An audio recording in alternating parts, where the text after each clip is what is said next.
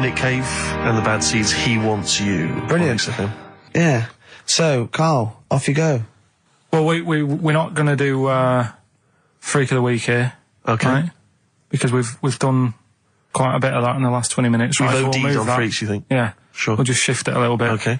And I don't, like I keep saying, don't want people to be thinking we're sort of taking the mick out of anyone.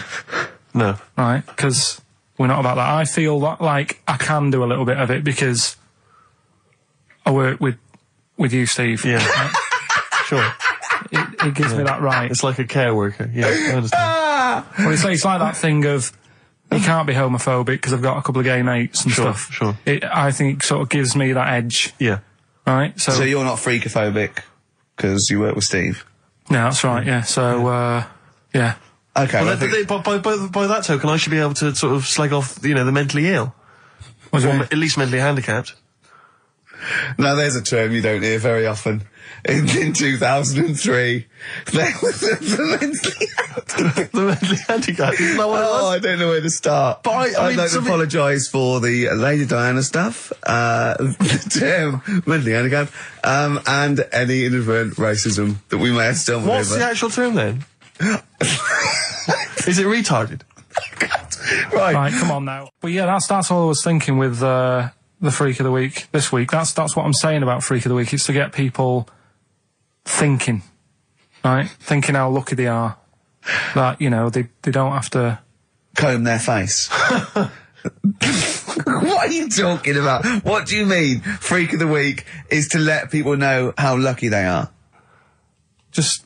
What about the little freak you're talking about? What are they thinking? They're going, oh, he's talking about me. I'm a little hairy lizard man on a stick. Pop in, give us a call. That's what I'd like to do on a TV programme. That's what I want to do. I want to go and, meet these people and say, right, let's just go shopping. Let's, we'll film what your normal day's like. Yeah. Let's pop out. Nip into Sainsbury's or whatever. Yeah. Buy a comb. Park right up close to it. You know what I mean? Yeah, yeah. So what you're saying is you just want to get a little message out there, which is that there's always someone worse off than you. Well, there's proof of that in this room. You know what I mean? Oh, Karl, when's your train? In a minute, I'm going to get going now. I'll see you later. Thanks, Karl. Brilliant. What are you playing? You can play a song? Kirsten McCall. Yeah. I'll see you later. Well, there's the darkness. They believe in a thing called love. Karl, do you? This is XFM 104.9. That is my favourite band at the moment. You love them? I absolutely love them. I think they're funny. I think they're straight down the line with a little bit of tongue-in-cheek. Oh, brilliant. See them on Jules Holland last night? I didn't, sadly, no. Brilliant. Were they good? Yeah, absolutely jumped. Oh, I mean, Jules didn't know what to do. was he playing some Boogie Woogie? They wouldn't let him play Boogie Woogie over the song. That's what I mean. That's why he stayed back. But I can't imagine it was very good. Then. He shook the. I'm surprised you say they were good. Jules wasn't thinking. I thought. Hold on, this is missing something. Yeah. This is missing someone from Squeeze vamping over them. Exactly. But they did well without him. Extraordinary. Yeah. Well, here we are. Then we're back. XFM 104.9. Karl had to leave early last week, but you stay to the end this week, mate. Or yeah. Yeah. You don't need another holiday. Oh, he started already. I mean, Steve's made you look like a bit of a twat already, and it's only 1:05. But the only reason you don't go on holiday is because you have to spend money. Oh, and he's gone straight back. Well, He's gone straight back. I can't come back to that. Oh, it's just dynamite. It's just absolute. That was Although the last holiday Steve had, he sort of found a third world country so he could live like a king for a week. It was Cuba, wasn't it? Going to Cuba, amazing. We can almost rule the place. If it weren't for Castro, I'd have been in charge. Kind of cash I was flashing around. They'll do anything for $1 over there. It's extraordinary, literally. I mean, it's amazing. Yeah. Oh, definitely. And I went to Kenya before that. So he thought, and the prostitute said no. You were going. Yeah, well, it was $2. I mean, I'm not made of money. Do you have a good holiday, Karl? Yeah, it was all right. It's all right. Went down to Cornwall. Now So you're going to the monkey some odd sanctuary. people down there, Steve. Well, don't look at me. I'm not from Cornwall. Well, you're from that sort of area. Well, not really, but never mind. Genetically, he means. Right. They're weird. Well, you must have slotted right in. What are they weird? What do they look like? Just all sort of odd people. A lot of old people, but not just old, sort of messed up old. What do you mean messed up old? You can't just say that. There's. There was a woman with a funny neck. Okay, in what way was it funny? Why did she have a funny neck? If you were writing an essay, you wouldn't say there was this woman with a funny neck. How would you describe it? she sort of had her head, like, pointed down all the time. Like, Don't do it, it's his radio. no, but just for you, I don't like that. Yeah. Walking about, Yeah, okay, right. So, brilliant. I don't know. I was saying to Susan, what happened, you know. What do you think? Because Suzanne knows everything. That's the good thing about her being with you. You just ask her, what happened to her? And Suzanne goes, Carl, I don't know. Yeah. I haven't been here before. Suzanne, your girlfriend, or mummy as you call her. Oh, sparks are flying. Yeah. Flicking through, because there's always interesting stuff in there. There was something about swingers. Right. I was like, what's all that about? Yeah. And it had an interview with some people talking about, you know, how they sleep about a bit. Yeah. And I thought, if my wife looked like that, I probably would. Because there was a few pictures of them and they were all pretty ugly. Yes. I thought, right. So I took that in, soaked that up, thought, there you go. Carried on reading. There was a bit in there about how women still have crushes, right? Yes. And the woman was going on about how she's 38, right? But she still fancies Chris Martin from Coldplay. Uh-huh. And, you know, even though it'll never happen, she's still got that little bit in her head that thinks one day she'll leave Gwyneth, right?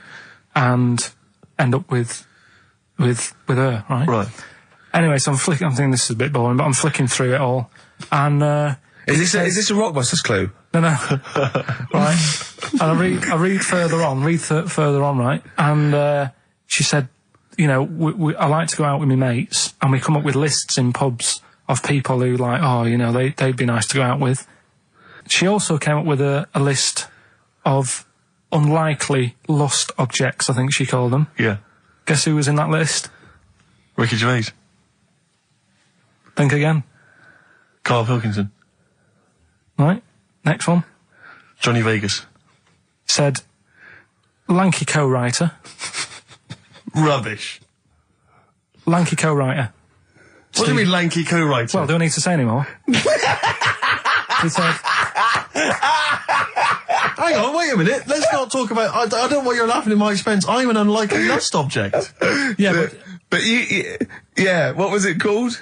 The list? The unlikely lust object. Yes. You were in there, right? Who else was? Well, you weren't in there. Richard Madeley, Fine. Yeah. He's a good-looking guy. Alistair Campbell. Brilliant. Another handsome dude. What are you talking about? You think I'm ashamed or embarrassed about that? I'm proud of it. What magazine was it? I need to buy a couple of copies. Yeah, it was. Need to get a t-shirt made. Yeah, and did she leave her number? Yeah.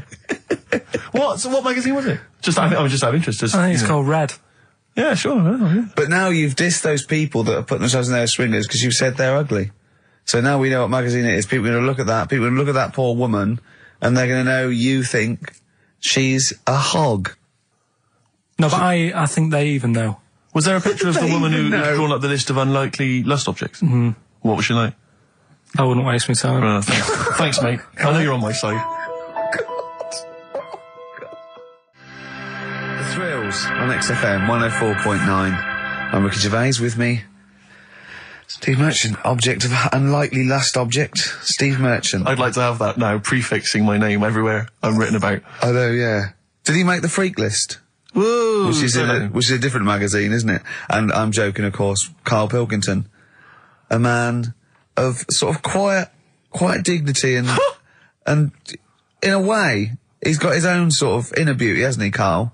Not really. Do you think? Well, I'll tell you why I don't think it is, because the woman that wrote the piece saying that I was an unlikely lust object has just emailed in. And Karl, you've offended her quite considerably. What did he say? Why? I wouldn't waste my time, is what you said. She's repeated that. Yeah. I wouldn't waste my time, the flaming cheek. Although it's a horrible picture, I am, of course, in real life, a vision of loveliness. I'm not 38, I'm 25. I don't think Stephen's that unlikely lust object. A sense of humour is important, and he's welcome to my phone number if he wants it. That sense of humour is important. That's a down, Is she a isn't it? swinger? Stop it! Don't have a go at the woman, I'm for goodness sake. messing about. She knows I'm messing about.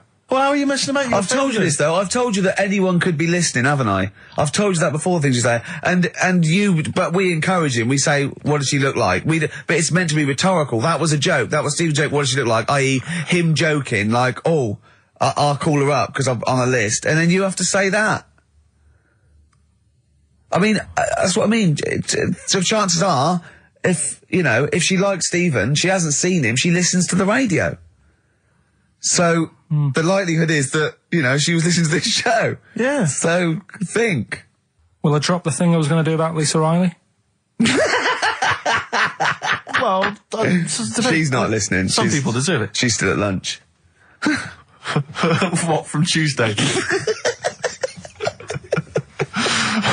There's an all-you-can-eat place going out of business as we speak. Oh, bloody hell, she's back. You killed me. I gotta do Bambino. Please leave now. Please leave.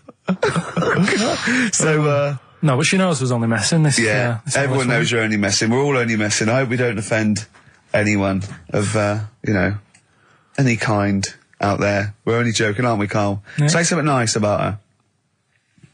What can you remember of the picture that you could say was good? Maybe she was wearing some nice clothes. Wasn't anything, to be honest. I'll have another look and have a look. I think she had a nice shirt on or something. Well, there's the best band in Britain, in my opinion. Big words. The Darkness, Growing on Me, on XFM 104.9. I'm Ricky Gervais with me, Steve Merchant and Karl Pilkington. Have you got the album? And already, they've had an argument. Yes. Well, I mean, I don't know whether we need to cheapen the show by discussing it, but I asked for a particular track. Karl is the producer, and he failed to get it for me. He's failed to bring it up from the record library. Completely failed in his mission. He needed to get 2 records, and he failed to get one of them. A 50% error rate there. Yeah, but like I said, I looked in the system, it told me what album it's on, I brought that album up. I'm busy. But, okay, so fine, you're absolutely fine then, that's no problem. Once again, that's a great excuse, Karl, brilliant. The show has been ruined, it's been partially ruined, but you've got a bit of an excuse. Alright, I didn't make a big deal out of it when you said, oh, and whilst you're down there, get us a new 50 Cent single. I never said, why don't I get the new 50 Cent single? I asked you if 50 Cent single was lying around. If it hadn't been here, I wouldn't have worried. So I get it, I did that for you. Right. And when I come up, you say, has it got swearing in it? Well, I don't know, it's 5-1, Steve. I haven't got time, I've been whizzing around. You're the producer, it's the brand new single. I'd have thought it had been lying around in the XFM office anyway. But I don't have time to sit around listening to music. Sure, well, yeah. Right? I know that you have. Now you've got an iPod that can hold 7,500 songs. I don't know when you're going to get round to loading all them on, but I haven't got the time. Sure. Busy. Yeah. Fine, okay. No, that's a perfect excuse, Karl. Well done, mate. Right. I just hope that I never have to depend on you in a real emergency. I had a bit of bad luck as well. I wanted to play REM, and maybe the listener can help me here. Can you email in ricky.gervais@xfm.co.uk if you know what song I'm thinking of? It's an REM song. I think it's on the album of the last one before. And he says, Mulholland Drive, and I'm Steve McQueen. That's all I know. I'm sorry, I can't think of the title, so I need the title to look it up, if you know what I mean. I can't put in like that. I can't put in Mulholland Drive. The system goes, what are you talking about? So I need the actual title of the song to look up to find it down in the library. Oh, well, I'd go down yourself if you're going to go down to the library and get that. I wouldn't send Karl, because... Ricky.gervais@xfm.co.uk. But if he wanted to, he did have time, because he came in at 1:20 rather than 1:55. Yeah. No, I told you about that record that I wanted it yesterday, didn't I? So you had 24 hours notice. So that's not really an excuse, is it? But I did find one of my favourite songs of all time, which is Bones off the Benz album, and it's Radiohead on XFM 104.9. And here it is, because you gave me lots of time to find it. So. Sure. Yeah. Could have brought it in himself. No swearing in it. Oh, proper rock band. Best band since Thin Lizzy. The Darkness. Well, big words. Growing on Me. XFM 104.9. A bit rash, I think. R. Gervais, S. Merchant, K. Pilkington.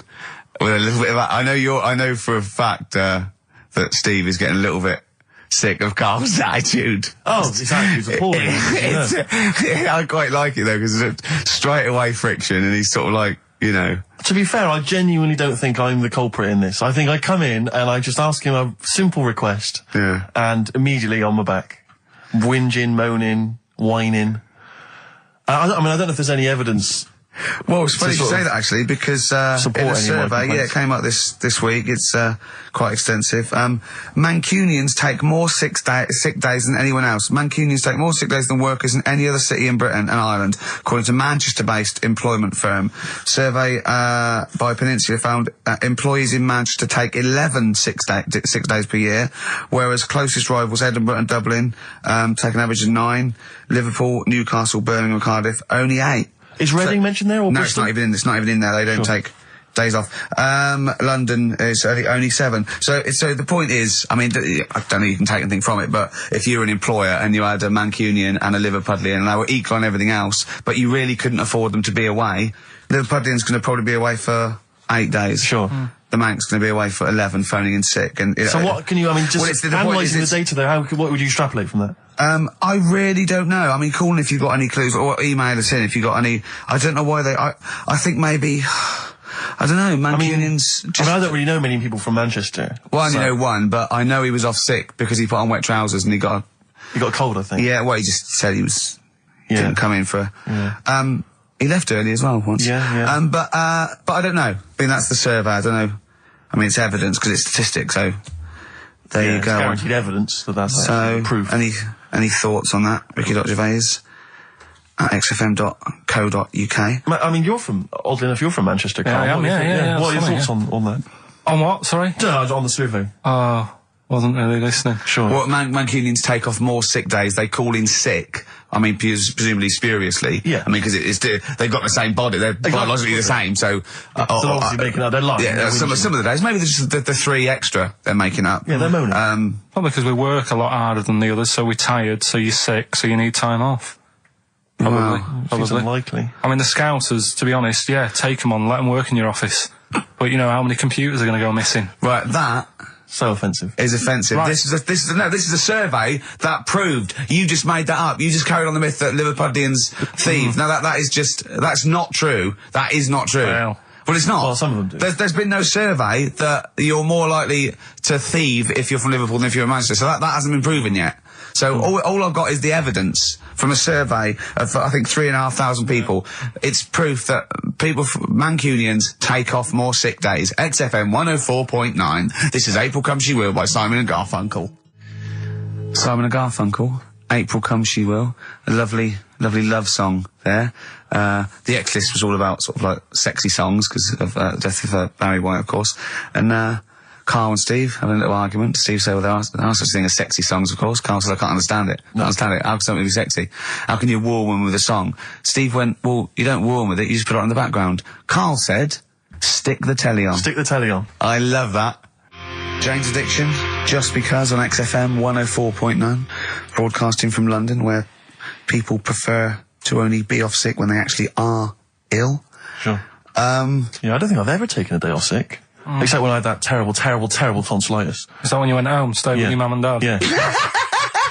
Why is that a problem? It's back to health. No, I'm not saying it's a problem. It's back to health. Yeah, I've got a loving family. So sue me. What do you make of that? I love it! The antagonism and piss-taking is just like, oh God, 3 blokes in a pub. There's people listening. I can't go. Are there? Karl, what do you make of London? Because you often say you'd much rather be up north. Well, he wouldn't, or he'd go. Well, this is what he constantly says. You've chosen to live here. You've lived here for years. You've got a flat here. No. I chose to come here because I was offered a job that was good money. Yeah. I wouldn't have come here if there was no job. So you prefer to be somewhere where there's a good job, so you've chosen to live here. I don't like being here, though. What? No, but you can leave. To what? Well, exactly! So you've chosen to stay somewhere that's better for you.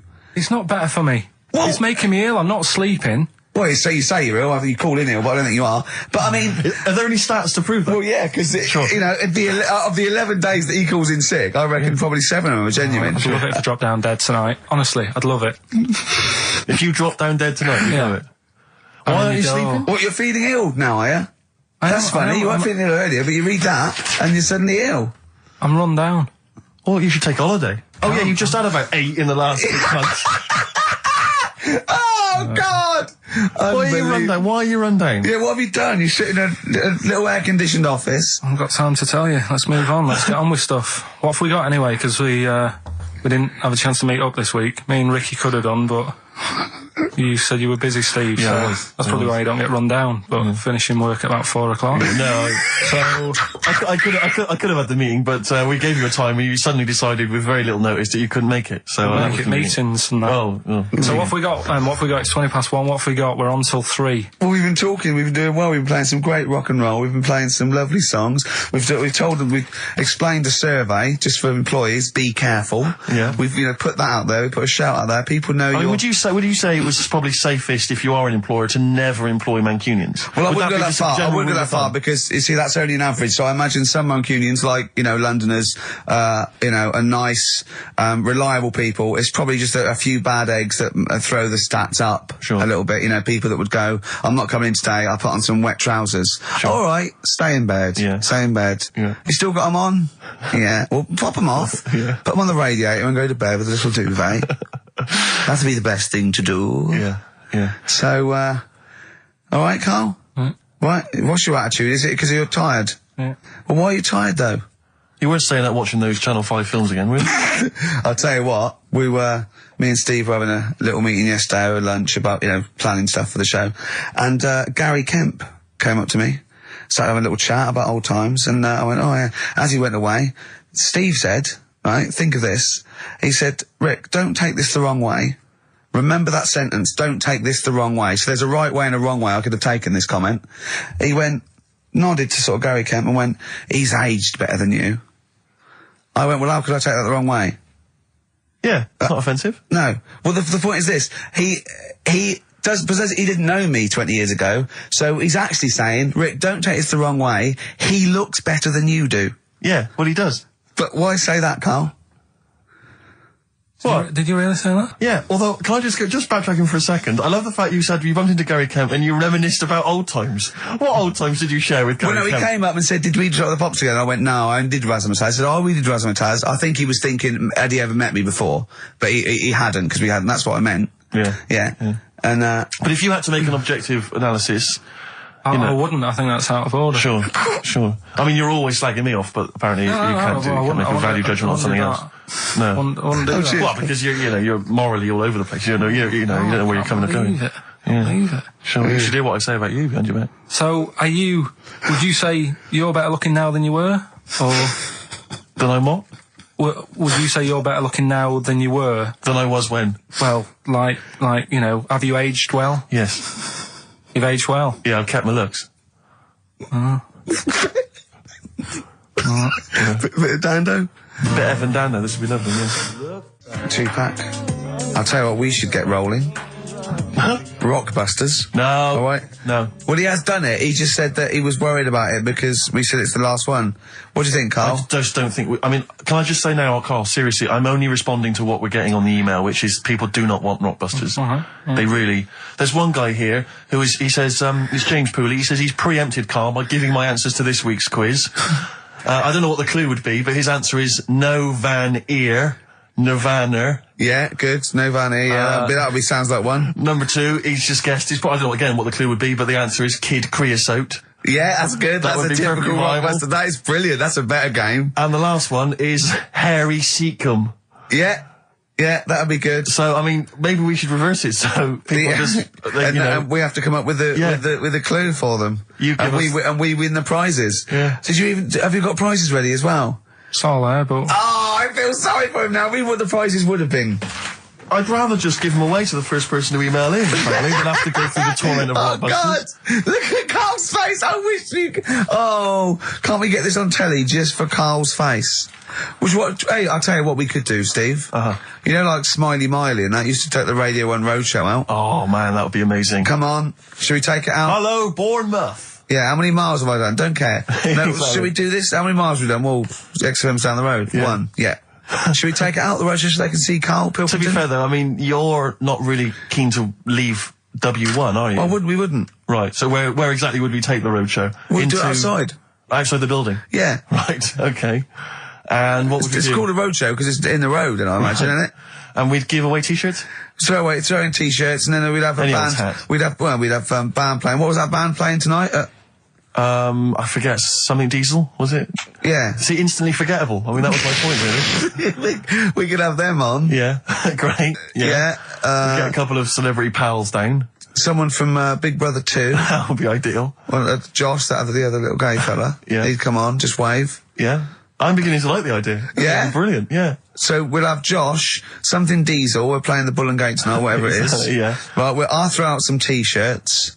Yeah. And then, Karl will do a live Rockbusters. Yeah? Well, I don't know. Do you want it? I just think that ruins it slightly. It would just bring the whole afternoon down, Rick, I think. We get it sponsored by someone. Yeah? No? Well, I'm just trying to inject a bit of...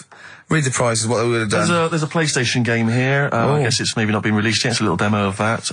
What's this? The American Song Poem Anthology. I don't exactly know what that is again, but lots of songs on there and a couple of compilations, arbitrary compilations, the Club Anthems compilation, the best summer holiday album ever. Wow. There again. You've certainly sold it to me, Steve. The best air guitar album again. Brilliant. And an old edition of Only Fools and Horses. So, you really haven't put the effort into the prizes, Karl. So if that's the prizes, if that's the whole point of the competition, and they're the best prizes you could conjure up, in God's name, how bad are the clues this week? That's why he doesn't want you to do it, Karl.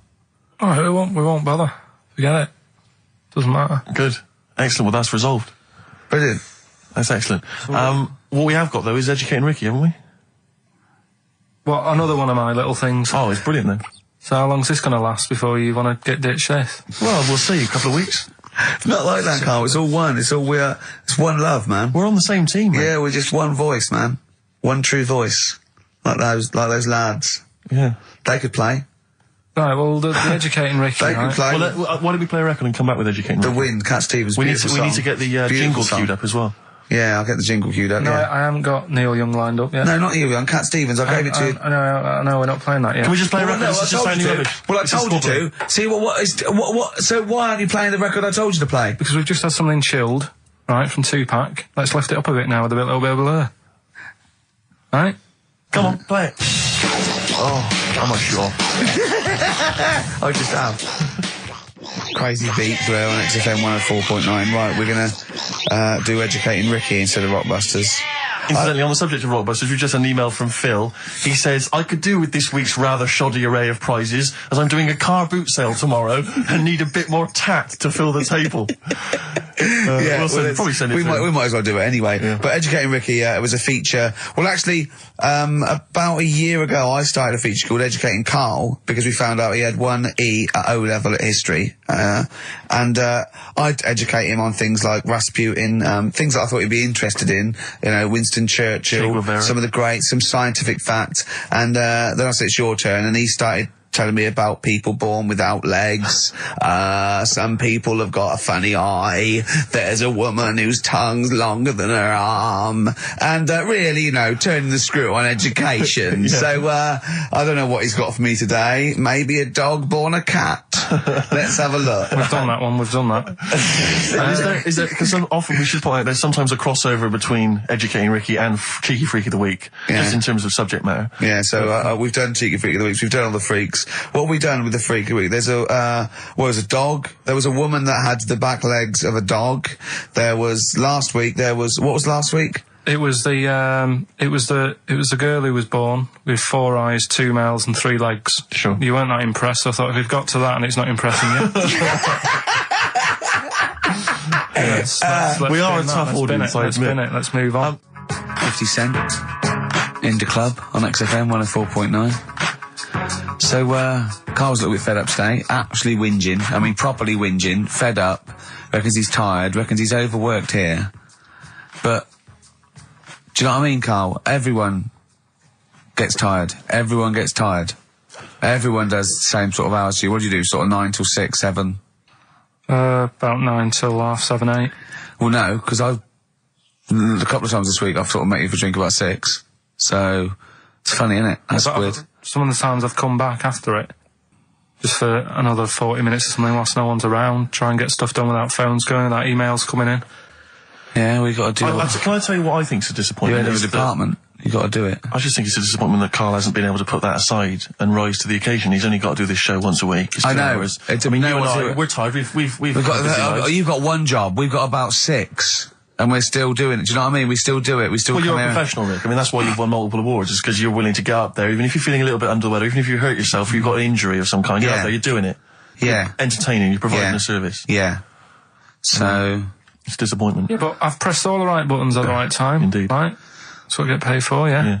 Done that, the adverts have gone out. Sure. You know what I mean? I've made you cups of tea. It's the negativity which is the problem, it's the vibe, you're bringing us down, bringing us down. And therefore the listeners. Therefore the listeners, bringing us down. If you don't like London, you know what to do. Well... I'm trying to get out of here, aren't I? We just bought a new flat. That's not the best way. Buy a flat in Manchester, live there. Doesn't matter, I can always rent it out and make a little bit of money. Why don't you sell the flat in London and buy a street in Manchester? Pilkington Avenue. Really, you could literally have the Lord, the king of that street. people could come to you like Solomon with their problems. Yeah. Well, he's come up from London. He's got London ways. Okay, let's have a great show, everyone. Oh, yeah, good luck. Good luck. Good luck Right, that was Jane's Addiction, Just Because, on XFM 104.9. Right, everybody up, let's give them a great show, yeah? 2 hours of, like, fun, chat. Let's keep it, let's keep it cutting edge. Let's not be too, I mean, that's what the listeners of XFM would... Oh, no, it isn't, is it? No, because... Hold on, wait a minute, because we came in yesterday and did this little skit, didn't we, where we bleeped it out. A little scared. She was quite annoyed, quite controversial. Karl called me last night, and... We're not allowed to play it out. We've been censored? Yeah. Interesting. Yeah. So it's a cutting-edge alternative station, wants to push the boundaries, wants to be thought of as rock and roll, a bit punk rock. Yeah, because I said something like the Radio Authority. I bleeped it out, what I called them. Yeah. But, couldn't do it. Done it before. Censored. Couldn't do it. Censored. Karl agrees, though. What's your thoughts, Karl? You agree with that? Yeah, I agree, yeah. Why? Well, what's the point? Well, it was funny, wasn't it? And it wasn't offensive. Not really. It's not some of the best stuff that would have ever gone out on this show, but, Right, what are you putting up against, exactly? Cheeky Freak of the Week? Well, that springs to mind. Yeah. Rockbusters? But, I mean, the thing is, the things that you have put out there, I mean, we better be really careful. Who's worried about complaints? I mean, it's not just swearing, is it? It's taste and decency and everything. Yeah. So, we can't laugh about the disabled anymore in the Cheeky Freak of the Week. Can't do stories about elderly relatives with genitals looking like a split tennis ball. Can't do your dad putting a child with learning difficulties in a bin. So, what should we just play music? I think that's all it's going to have to be, yeah. Play a record. Accidents Will Happen by Elvis Costello on XFM 104.9. Karl's a little bit stressed, but it's not his fault. It was the boss that overruled him. He came along. What did he do? He heard you listening to it. Yeah. What did he say? He says, what's that? I said, it's what Ricky wants to play out tomorrow. Yeah. And he said, well, can't go out like that. Too many... But they're all bleeped. We bleeped the swear words. Yeah, but he didn't want it to go out. I mean, you got to remember, right, you came in yesterday to have a chat about what we're going to do. Yeah. One of the topics that I said, let's talk about, which I came up with, was... Let's talk about swearing. No, you said you never had a problem with swearing, which is normal. Yeah, that's right. And then we did the thing about, isn't it funny that you can, the thing about you can bleep a swear word by taking out the vowel. So we're going, so it's the vowel that's offensive, and we did a little sketch around that, and then ended, he wanted to completely obliterate the word in the end, didn't want to put the thing in that we said about the Radio Authority, which I think it was valid and wouldn't have got a complaint. Yeah, but at the end of the day, he's the boss, and what he says goes, doesn't it? Sure. So, yeah, I was just going to say, right. But what you got to remember is what he also said is if you want to pay the 70 grand fine, then go ahead and do it, Steve. There wouldn't be a 70 grand fine there, would there? Well, you don't know what it'd be. But will you pay it? Will you pay for my mortgage? Will you pay for his mortgage? Will you feed his kids? He wouldn't be fired. What do you mean? Well, I tell you what, if it's not a fine, we'd lose the licence, then we'd all be fired. Right. When you're sat at home. Do you seriously think you'd lose the licence for that sketch? Well, does he really seriously think you'd lose the licence for it? It is not the worst thing we've ever put out or done or ever will do. Yeah, but it's the fact that he said don't put it out, and you're like, throwing your toys out the pram. I want to say it. I want to say it. How old are you? But you still want to put swearing out. It's a discussion about the Radio Authority and the way people are interested. Yeah, but leave it. Let's move on. Don't get annoyed. Yeah, but I'm annoyed because you've been at it since about 12:30. I know. Well, I like to get in early to plan the show. Yeah, but there's been no planning. So, to be honest, I'd turn off today, anyone listening, because there's nothing.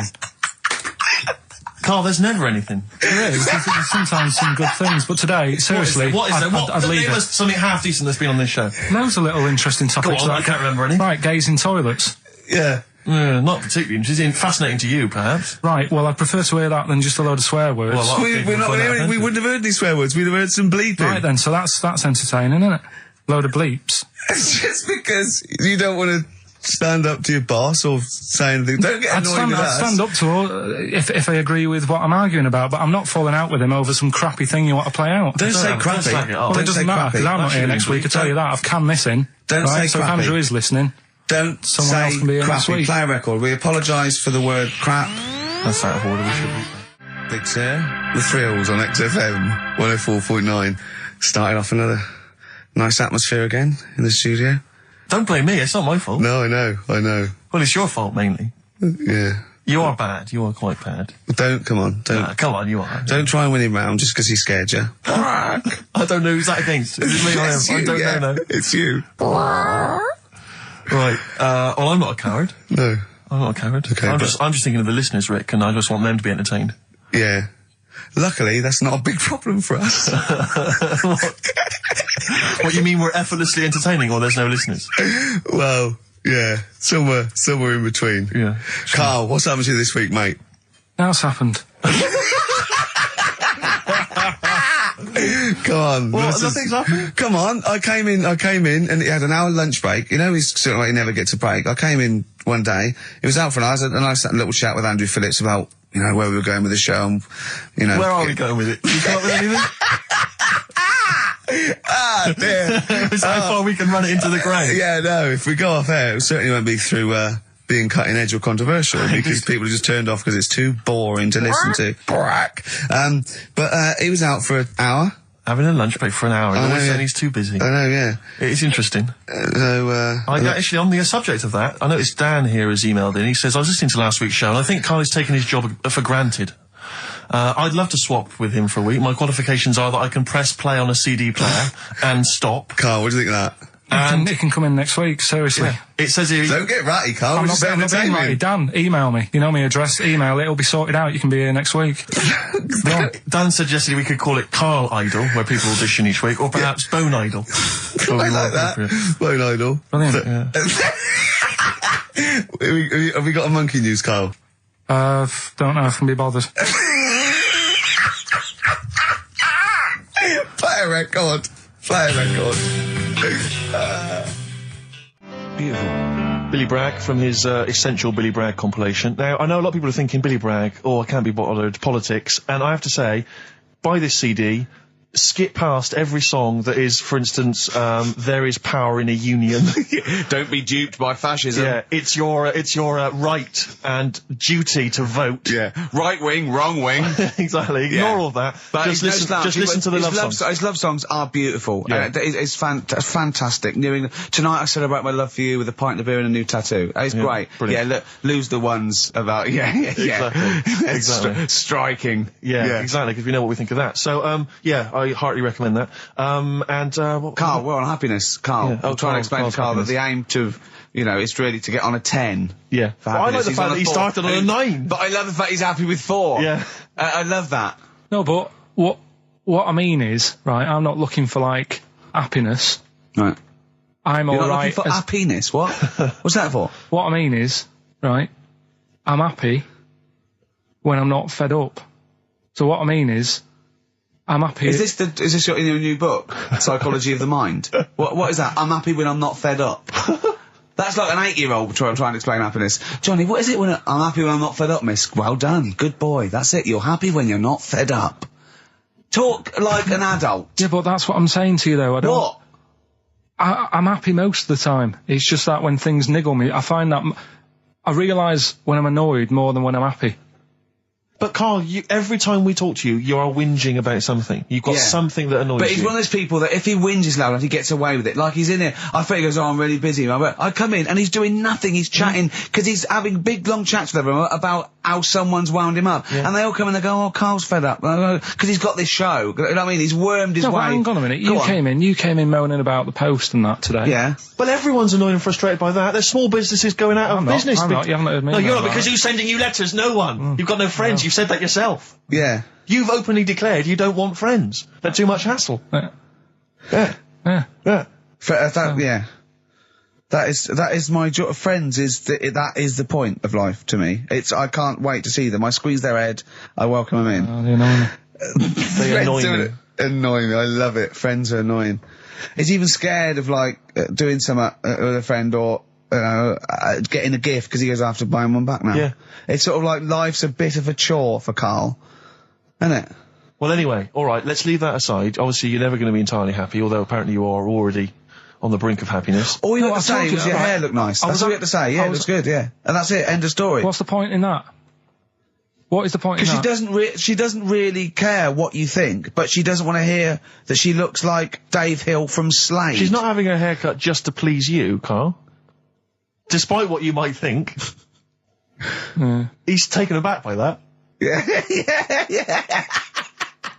I was with Joe Cornish last night. Went to a little do at Jonathan's house, and Joe was there. And he walked in, and I was taken aback by how tall he is. Sure. Because I'd forgotten, and he's about 6'4", but he's unlikely to. Do you know what I mean by that? It's sort of like some people surprise you. And he was going, I don't consider 6'4". Big. I said, well, it is pretty big. I said, but I know what you mean. I walk around with Steve Merchant. Yeah. And he went, how tall's Steve? And I said, 6'7". Yep. And Joe went, oh, that's nearly a disability, isn't it? Do you know, he's absolutely right as far as I'm concerned. No, do you know, I've genuinely, since school, I used to go to school with a little disabled fella. Lovely guy. No, I swear to God, lovely guy. And I remember he came in when we got in the sixth form, and he'd basically got, I don't know what the ins and outs of it were, but as far as I could tell, he'd got a car for free. A specially converted car. Yeah. You know, because he was disabled. And he was same as Karl, same as Karl. Me. I need this, I need that. But it seemed to me that I was thinking, well, why can I not get something similar? Because there are some cars I can't fit in. Because I'm too tall. I genuinely cannot drive the smaller cars, the cheaper cars. I'm obliged to buy a more expensive, larger car. Because I can't fit in the tiny one. That's like saying you've got to pay more for your shoes because there's more leather, which is true. Which is absolutely true. It's a nightmare getting shoes. But fat people have to pay more. Do you know, it's a nightmare getting chairs, comfy chairs that I can sit in the home. I sit in a chair for very long and my back's killing me. Now, how is that not a disability? But no, you don't see people like me whinging. But I think tall people, I read an article that taller people on average, get higher wages through an advantage, or just because they're taken more seriously than little dumpy fellas. Sure. Do you know what I mean? But I don't think I genuinely don't think there are many benefits of being really tall. People seem to assume there are, but beyond the fact that I can reach things down from a high shelf, I know. I don't think there's any real perks. I've seen you hit your head a few times. That's a disability. I know, I have seen you hit your head a few times, and I think, oh God, that must have hurt. Obviously I'll make sure okay and then laugh. Of course. But I know it must be annoying. Thanks, mate. No, but I mean, there's one pub in Soho that he has to go down backwards. Yeah. He has to lean that. It looks like a limbo dancer. Yeah, they've almost got to lower me in on ropes. I always find it amusing. But like, for instance, on an aeroplane, I can't get some of the seats. I can't fit in some of the seats. Not in any way. Not the way that I could. Because what are you talking? How is that not a disability? There's some seats that people can't afford because they're poor. It's not a disability. That's irrelevant. Don't go on a plane then, because you're poor. But if you can't afford to go on a plane, you can't afford to go on a plane. You should have studied hard at school. But what annoys me about that is there's a physical disability I was born with. There's a weight allowance, so I might not be allowed loads of bags on, but there might be a big fat pig in the queue who's allowed the same chocolate allowance as me. That's because they've been eating like a bloater. I couldn't stop myself from growing this tall. It wasn't a conscious decision. I didn't think, I'll tell you what, I won't smoke when I'm a teenager. Maybe I'll shoot up. I'll eat healthy. I'll probably add an extra 2 feet. It just kept going. You do eat too healthy. You eat way too many greens. But that's not why I grew to this height. It's a genetic thing, isn't it? Yeah, but if you'd lived near some sort of pylon or something and just, as I say, smoked from an early age, you wouldn't have been that tall. Don't think when I was a gangly teenager having the piss taken out of me, I wasn't thinking I wish I'd been born near a pylon. Or Chernobyl. Could your mum or dad, could they have banded you like they did with little, didn't they do that with someone's feet? Well, yeah, concubine, yes. I didn't come out this tall, did I? No, but slip it in the blood. And how would they bandage him? They'd have to bandage him round the feet and round the top of the head. Yeah, I'd be walking around like a mummy. Yeah, or a bonsai boy. But people didn't really realise I was going to be this tall until I was 14 or 15. You know, you don't realise when you're an 8-year-old. How tall were you when you were about like so a typical gangly teenager, 15. How tall were you at 15? I don't know, 6'5" maybe? And I bet you were like a beanpole, weren't you? Well, of course. Yeah. And what sort of glasses did you have? Cool. No, what did you have? I don't know, a monocle. No, I can't remember. Did you wear bow tie once? I wore a bow tie. I thought I was trying to preempt the styles that might be coming around. I think I've been watching a lot of George Formby films. And I thought it can only be a matter of time before the bow tie comes in. I thought it might be quite kind of urbane and debonair. Yeah. So I wore that was for a while. Robin Day at the height of his fame? I think he might around this time, yeah. Yeah, I wanted to go for that dandy look. I thought that's what the girls are going for. I know, yeah. The dandy. Oh, dear. So I still want to see you with a pipe and trilby. Yeah. I just think you'd look great walking on the street. Yeah. But I genuinely, I really, it does frustrate me that I don't get any allowances for being brutal. As a disability. Well, it does count. No, it doesn't. It's not a disability being 6'7". But how can you explain, for instance, travelling on a bus or a coach? There's some seats I can't sit in. Is, people look. I've seen people stare at you, but they stare at me because I've been on the telly. What's that a disability? Are that people being recognised? Yes, but you could avoid that by not being on the telly. It's your choice. This is my point. It's your choice. Yeah, it's the same as the big fat people. It's their choice. It's a different sort of stare, isn't it? I've been there. Yeah. When the sort of stare that you get and the sort of stare. Well, obviously, I'm gonna. Sorry, Steve, but I'm gonna, follow up this inquiry. What do you mean, Carl? No, I'm just saying it's more of a stare of fear than, like with you, they go, oh, it's him. Yeah, go on. Whereas with you, it's more like, jeez. Do you know what frustrates me? I thought he did deserve having a Monday off. I've changed my tune. Yeah. Sometimes you don't realise this, listeners, but sometimes I'm an intermediary. I do step in when he's winding him up, because Carl gets to the point where he's going to explode. Yeah, and it's crazy. Okay, Jerv, and I step in, and this is the kind of response I get from Carl. This is the kind of back chat I get Well, I tell you, he's a little user. I'll tell you what, because he's too scared of winding you up, because he knows that you'll just walk out of here and he won't get his Monday off. Absolutely. Play a record, you little oik. Weasel. You're a weasel. Lou Reed, with a little help from David Bowie there in the background. Satellite of Love on XFM 104.9. I'm Ricky Gervais, with me Stephen Merchant and Karl Pilkington. Now, Steve, you know how Karl won't do anything outside his jurisdiction. He moans about stuff. He's got one job. We're doing about 5 things in the week. Always plate spinning. We just turn up and he's always available. He moans about it. He goes, oh, lucky you caught me, right? He's chatting. He's one of those people that, whinges enough and people think he's overworked, so he got Mondays off, right? He's just a whinger. Yeah. I haven't got Mondays off though, have I? Yeah, well, anyway, 2 hours on a Saturday. This is what the phone message he left me Wednesday on my mobile, but just is chatting about certain things that are going on at the moment. What he does need to know. Duncan, who mentions, is my agent, and you understand a few other things, but this is the sort of message I get from Karl, right? Whinger. Old messages. Alright, 12:10, Wednesday. Just getting loads of people calling me all the time about Yesterday, DVD's signing for BBC London. I don't work there, but I've been dragged into that. I've got a woman on leaving a message from Talk PR going on about, do you want to go and see Pop Idol again? Right? They're just saying you and some listeners can go, so I'm sure you'll love that. I've got Jim Benner wanting you to introduce the tin buckets at the Astoria, so can you just let Duncan know that I'm doing his job whilst he's sat on his arse with his thumb firmly up his arse? Can you let him know that I'm running around like a here sorting shit out for you? Alright, see you later.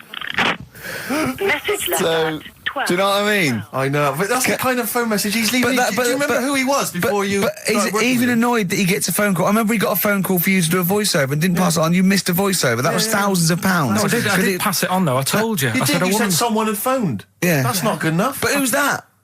Well, she didn't say, and I didn't ask. But of course she said. She didn't say. Rubbish. So you didn't take the number down?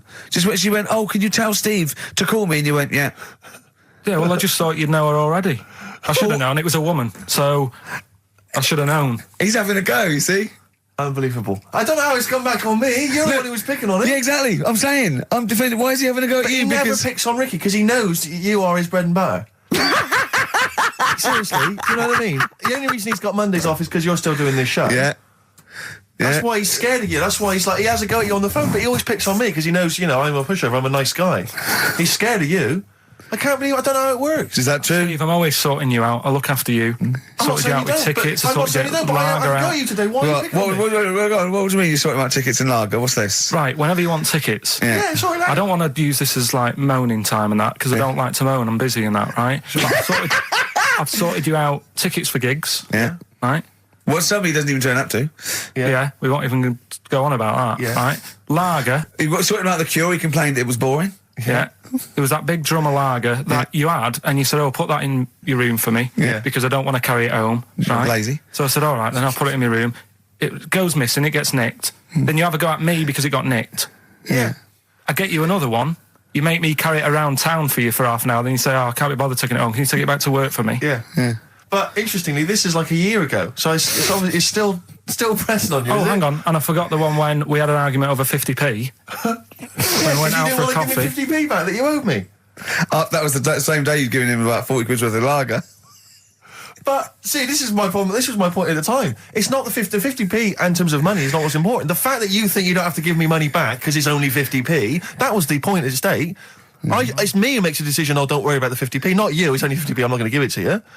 Do you know what I mean? There's got to be rules, otherwise it's chaos, Carl. Come on, mate. All right? I don't want to fall out about it. No, it's not all right.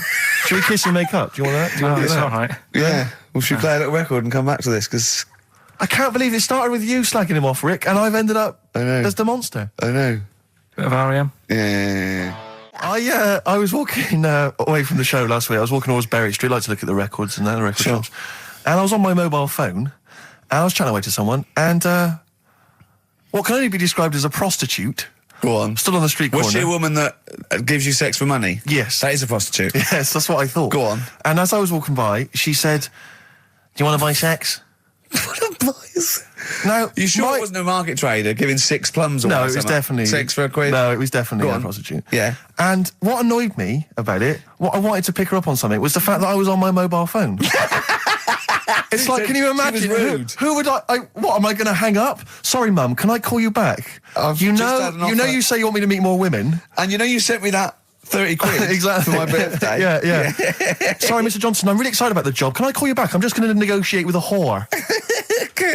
And it was just sort of, you could tell that she was clearly probably desperate for crack or a latest fix of smack. So she was literally the normal etiquette of prostitution. You know, that they hang around, they show some thigh. I've seen this in films. Will ya? Yeah, exactly. Yeah. Take you out for a meal, that sort of thing. That had sort of gone out of the window, and she was just there, desperate, running around the streets. Did she go out of a window? Because that's another thing they sometimes do, specialist ones. But I was shocked because I've never been propositioned before like that. Really? In London. That's weird, isn't it? Carl, thoughts?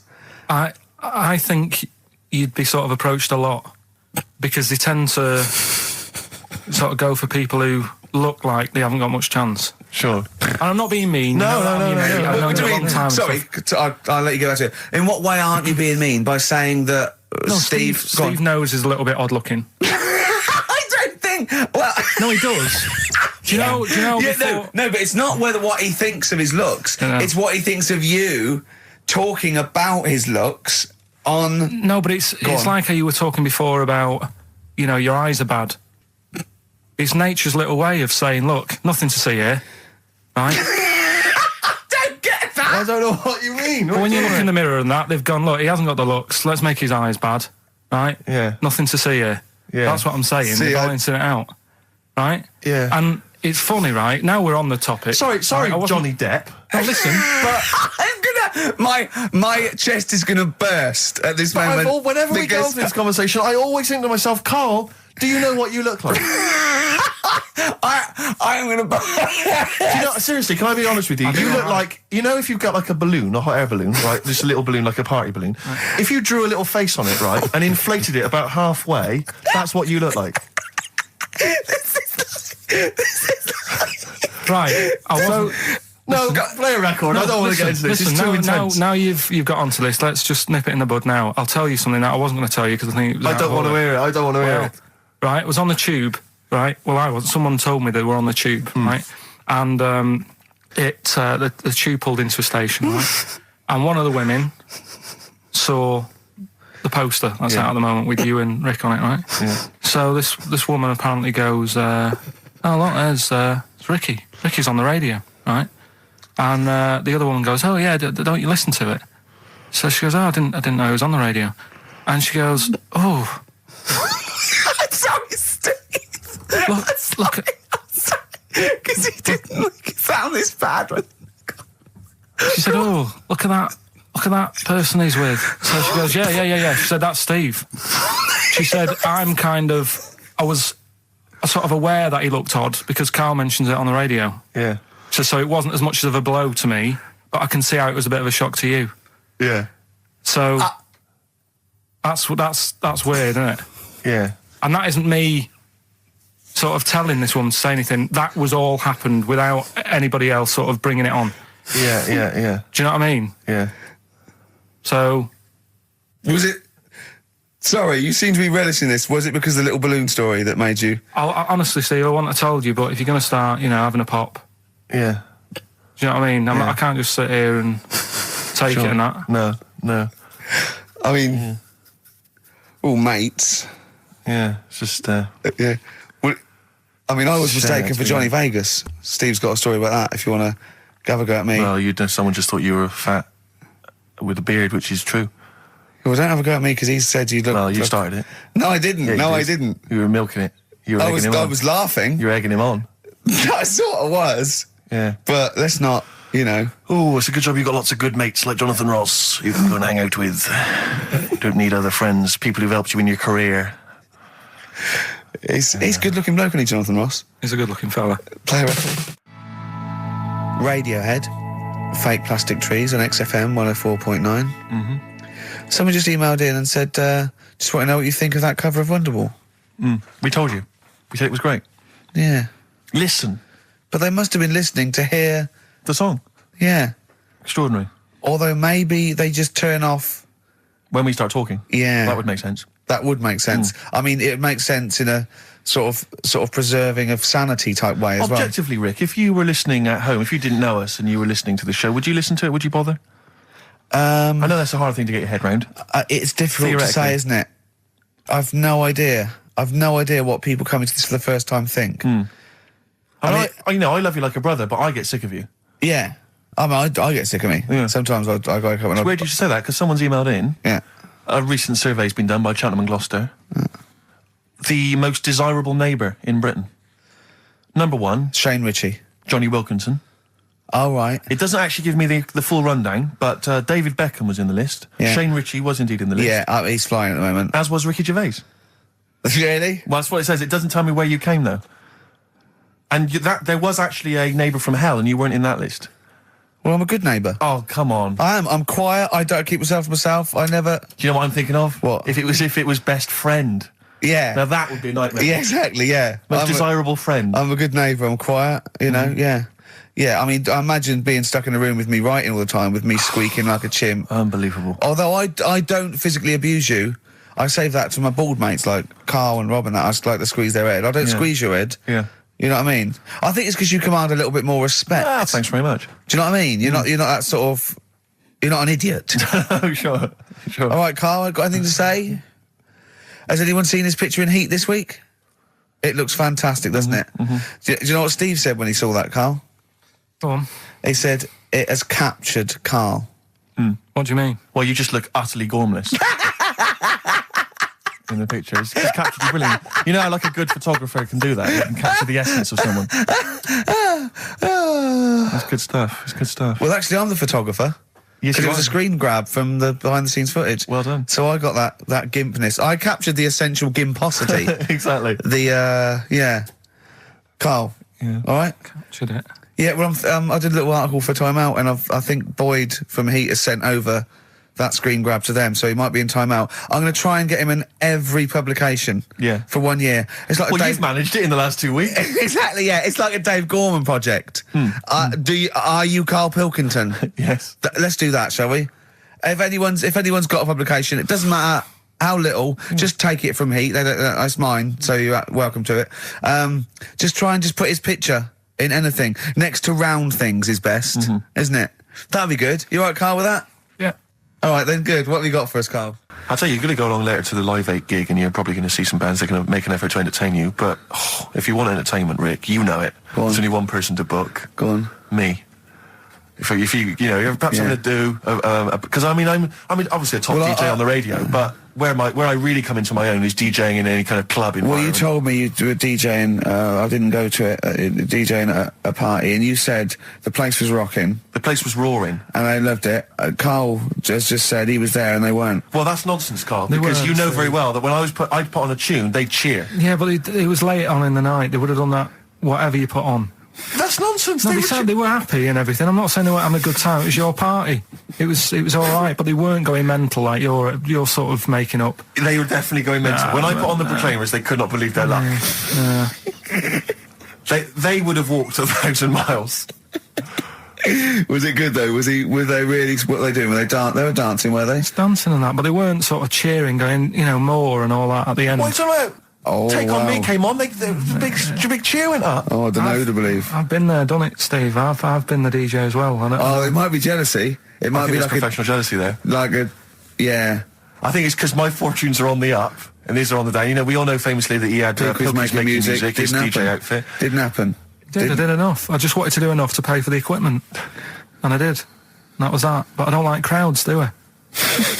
But you're safe, aren't you? You're behind the little thing with the flashing lights. But there's still a lot of people and that. Forced fun. Don't like that. It's not forced fun. They haven't got to dance if they don't want to dance. Yeah. Don't like it. 104.9 XFM. You alright? This is Carl. Producer of Ricky Gervais and Steve Merchant. They're not about today. Ricky's on holiday. Steve couldn't be bothered. So I'm left here with all the DATs. That's a digital audio tape of all the shows they've done since they've been here over the last year and a half or something. So we'll play you some of the best bits. All right. So here's the first bit. Here's a problem that someone's emailed in. Yeah. We're taking emails today. If you've got a problem, a concern, or just a general query that you think Carl could answer for you, it could be about anything. It could be about some of the big kind of philosophical questions. Yeah. It could be something to do with war or famine, anything like that, or it could just be a personal dilemma. Something that's happening locally. Anyway, this seems one that I think you and your father have probably come across this sort of dilemma in the past. Yeah. And I'd be interested to know what your take is on it. Let me see, this is from Lee Matthews by the look of it. He says, he lives in a suburban area where the local teenagers also live on the same road, and they're running riot. They're smashing wing mirrors off the cars, they're crashing into parked cars on their skateboards, and they're just generally making mayhem, night and day. What can he do to stop this going on? The parents of the kids don't seem to give a damn. Anyone who complains to them, they just say, oh, piss off. The police are useless because they never catch them in the actual act of violence, which is what they got to do to apparently convict them. So they don't know who to turn to, really. It's rather like when a little old lady went and got the A-team, and he was dressed as an elderly Chinaman. Exactly. She knew who he was. Colonel Decker didn't have a clue. Yeah. You see, it's weird because now it has got out of hand. Sure. Do you know what I mean? Like years ago when I was growing up on the estate, you had problems, but not like you have now. Do you know what I mean? Summers were nice as well, weren't they? Well, right. And police are getting shorter and younger. But you yourself kind of admitted in the past that you were something of a tearaway. You didn't do anything like these kids here. The thing is, I was scared that if I got caught doing it, my dad would go mad. Yes. And I remember smashing a car window by accident and legging it in the lounge and sort of pretending to go asleep on the settee. Right? Genius. And I heard a knock at the door. He chloroformed himself just to be unconscious when his dad came home. And there was a knock on the door, and I thought, oh God, this is a fella. He saw me. I was chucking a stone in the air, seeing how high I could throw it. Of course you were. Did it keep landing on your head? That would explain a lot. And it came down. Chucking a stone in the air, love it. To see how far I could throw it. Brilliant. So, I wasn't bothering anyone. Did you invent that game? Right, Did you get the stone for your birthday? Go and play with your stone. He gave one to Suzanne. Carl, go and play with your stone. No, the thing is, right, and it came down at a funny angle, and of course it did. It ate the back of this car, and the back window is the most expensive because it has that heating thing in it. Yeah. In case you got a frosty window. Yeah. So I thought, oh God. So I legged it in, got on the settee, went to sleep, knocked at the door. Genius. It's a brilliant plan. It's a brilliant plan. I couldn't be guilty. I'm asleep. So I love the idea. So the thing is, our lounge used to sort of, you could see in from the door, right? So this family who saw me do it, saw me asleep on the settee, and my mum said, go and get the door. And I sort of went, oh, as if I'd been asleep. Yeah. I went to the door, rubbing my eyes, and the fella said, what did you run off for? I saw you. I was like, oh no. and I didn't see my dad. I went out. It was when he was working sort of evenings, so I went out so I didn't have to see my dad. And then the next day I came home from school, and my dad said, 45 quid. Ooh. That's all he said. That's all he He said. looked at me. And then you fell asleep when he went, wake up. You know what I said? No, 45 quid. Now the thing Carl. is, he didn't have to do anything. £45, Carl. Now, I know you were saving up for a brick, but you can't have it. Yeah. Just So, equally, if you're doing a bigger crime, you know, a bank job or a murder. Remember to take the stocking off your head, because if they wake you up and go, why have you got a stocking on your head? Just go, I had a weird dream. Right. What are they again? Is the tip included? Yeah, go on, that one. Right. In Turkey, Nice. it's not, actually. That's where I went, and there was them little fellas after Suzanne in the kitchen. What? What do you mean? We went to Turkey. You went to Turkey and there were some little fellas. Well, they had quite a few sort of midgets working in the kitchen. Why? Is it a theme? No, Was it a theme holiday? I don't know. Might get them cheaper or something. Was it? So they were get them working, cheaper? They were working in the kitchen, and one of them fancied Suzanne and kept sort of eyeing her up, and she was winding me up saying, "Oh, Not eyeing up and down, just eyeing her up. Anyway, no. So What anyway, was she doing in the kitchen? no, it's like a pick what you want to eat type buffet, but you have people clearing the tables and that ready for you to come along. Are they low tables? And you know, he was just keeping an eye on her. What did he say though? Was he a It little? was Turkish, so I don't know what he was saying. But he was Little fella, yeah. Did he What talk do you to mean a little fella? What do you mean little fella? Sort of dwarf-like. What do you mean dwarf like? He had magic powers or he was 4 foot? No, What do you just mean, Carl? A little bloke, just like a normal bloke, but small. If you stood him in the desert, you wouldn't know. But he'd be hot at nothing first. around him. Right, Carl. You should watch out for the monkeys. Yeah, underground. Those underground monkeys are dangerous. You can't just say there was a little midget fella who was eyeing up my girlfriend and then leave it. What do you mean? What was happening? This is a story to us. This is much more interesting to us than, and she was deaf, right, and she hit her head. That's much more I don't interesting. understand how it manifested itself. Did he come over and say something? No, do you know when it's like girls know, don't they? When someone fancies them. What do you mean there was lots of them as well? Do then? they? That's worth knowing. Listen, right, come on, right. So you went into this holiday, yeah? Yeah, wasn't And you that went good? into the dining room or something? Yeah, downstairs. And in you the looked dining over- room. Thought this is all. There's no one serving. Yeah, and they go, Wait a minute. hold on, you looked down and there was a little waiter. There was loads of them running around busy. Why, though? Why did they It's get summer. What do you mean? Because it was Loads of summer. them. They had more of them They on. come out in summer. They come out in summer. What do you mean they had more? What do you Because mean? it's busy, isn't it? no, but they Why hibernate in the were winter. they all midgets? I don't know, maybe it doesn't heat stunt your growth or something. No! Well, they just happened to, maybe it was a thing that they did for tourists or something, I don't know. I just got on with my meal. It was a holiday, do you know what I mean? God! Right, So some midgets serving. I'm not going to ask any questions. Right, okay, yeah. So they're all little fellas running around, and this one always was like, you know, oh, do you want a new serviette? You know what I mean? Going out of his way to sort of... for turning on the charm. Yeah, he was going out of his way. The others weren't. Right. I think what was happening is he'd been working with Santa all the winter. Yeah. This is like a little summer break. This one He was hadn't your seen a girl. waiter, and so he was being polite to you. Maybe. But what did Suzanne say then? Well, she was using it to wind me up.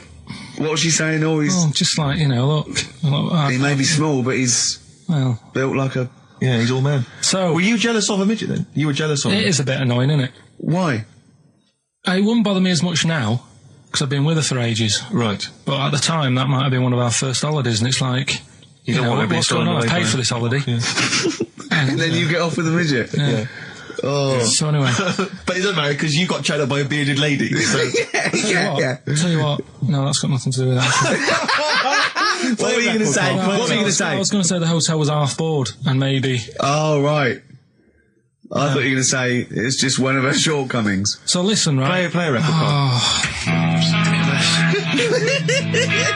He said he's, you know, oh God, it's like a child or a cat when it's confused. He went, Steve reckons in ancient Greece, right, it was better to shag a bloke than a woman. And I went, well, yeah. I mean, that's about the male being sort of a first-class citizen. Yeah. Much better, wasn't it? An aspiration the to point sleep with was, a beautiful Carl, man than a beautiful woman. Women were lower class citizens, Yeah. so therefore men were seen as higher class. So to have sexual relations with a man there was no shame in that. No. In fact, it was looked upon. And I as a said, good thing. well, you know, ancient Rome. I said, Nero, he'd sit in his big jacuzzi and he used to get, you know, pretty boy men to just go into the water and just nibble at his testicles while he was having a watch. He didn't do that. He did. Yeah. Yeah. And he's not a gay fella. No, well, no. I mean, you know, I don't know about Nero, but I mean, it wasn't a case of a big delineation between what was heterosexual and what was gay. It was just, you know, whatever you... So what did this fella do then? This one who's having his... Well, he was pretty much top boy, Nero, for a while. He was in charge. And, you know, and you did what you're told. If, Caesar or... But why were people going round there? Why didn't they go, oh... No, they weren't dropping in. It wasn't like the door was opening. I was just going to see what Nero's doing. You'd have probably been like a delivery boy or a stable boy or something, you know, and you'd have popped round there and you'd have gone, there at Nero, as the tablets of stone you wanted. And you go, Pilkington, why you are here? Pop under... I don't know why he's French. What is that? I don't know why he's French. Just pop under the water and nibble at my testicles and you'd have done it. Because he was Nero. I wouldn't. You would have. Well, there's no way I would have done. Well, you would What have. have I done? I've dropped a pizza off. Yeah, you why put am I round to there? Nero's place with the pizza. Right. Right, I'd say I've done my job. Right? Yeah. That's not the sort of tip I wanted. No, he'd have said, get the little baldy chap to nibble at my testicles, and you'd have been under the water. I wouldn't have done it. No, Well, you you can't have put me head done under it. you water. haven't done it, right. No, I wouldn't have done Well, it. can I just say this, Steve? Not only would you be nibbling at his testicles, you'd have been going mad. You'd have been noshing him just for extra. You'd have been doing everything he wanted. You'd have been going, he'd have gone, I didn't ask you to do that. You'd have been going mental. They'd have been chewing, slurping, smacking, poking. You'd have chopped, you'd have gnawed his packet off. You'd think you were eating Walker's crisps. There'd be bubbles, there'd be flood. Oh, it would be horrible. Alright, this is Karl, the producer of Ricky Gervais and Stephen Merchant on XFM 104.9. We're playing out some of the best bits, hope you're enjoying it. Here's another one. Last week when I did Do We Need 'Em, do you know when I called up one of the museums in a science museum? Yeah, are you talking to me? Yeah, I'm just saying, I wanted to tell you before when the song was on, but you're so busy listening to it. Yeah, was I so busy listening to a song I was playing? Yeah, but we're doing a radio show, aren't we? All right, what's your point? Well, I just wanted to say, she emailed in to say I got her name wrong, so I'm just apologising for that. What did you call her? I think I called her Jessica. What was her name? I don't know, I've got it on email somewhere. This is not an apology. No, I'm You just got saying... it wrong again! You've not even said her real name. How is that an apology? Well, I remember, I read the email, so, yeah, I Who are you apologising to? I think her name's Jackie, I think. Oh, you've got it wrong again, haven't you? Well, anyway, and she just said if you want to see dinosaurs and that, go to the museum. You were complaining about that as well, weren't you? You went to a museum and there was too many dinosaurs. He said you just need 4. No, well, Steve, have you been to the one in Knightsbridge? I think this so. one that I called up, right? It's nice. You go in, you get a good collection of stuff. You walk in, there's 3 or 4 dinosaurs. You've had enough, right? I went into New York, right? I went to the museum there, hundreds of them. You can't move for dinosaurs. Yeah. It's almost like they're responsible for them being extinct. There's loads of them. So all I'm saying is, if you want to see a dinosaur, go to the one near Knightsbridge. They've got a nice selection, some old vases and stuff. It's worth going. So... some people emailed in the songs with stories in it. One of them was Babushka, and he went, what's that? And I went, no, it's Katie Bush. I went, what is it? I said, oh, it's about a woman who dresses up as another woman and seduces her husband. He went, they wouldn't work. Just dismissed it like that. Why do you think it would work? Because you'd know. I mean, say like, right, Suzanne, right, who I go out with, right? She can see me from, say, if I'm coming down the high street. Yeah. She knows it's me by the way I walk. Right. So, just the fact that this woman went and put a wig on, there is no... You haven't even heard the song! I know, but you're saying that she put a disguise on and he's like, oh, I fancy her, and he takes her out, and he doesn't know it's his missus. You're not buying it. I mean, I'm controlling this Whereas feature. the flea with your brain going to Glasgow, perfect sense. Yeah, Babushka, rubbish. Carl, can we have the tomato story after the next tune? Yeah. Bit of Coldplay. Yeah, love it. Yeah. I was watching, did you watch The Mammals in the week? No, I missed David it. Attenborough. No. I was thinking, actually, right, all this MTV stuff, if there's one reason why I'd like to do it, is I was watching Attenborough, the Mammals programme. I reckon I could do something like that. Right. And just have like me, instead of Attenborough, like a young, sort of fresh person. Yeah. watching like certain animals and saying, "Do we need these?" Do you know what I mean?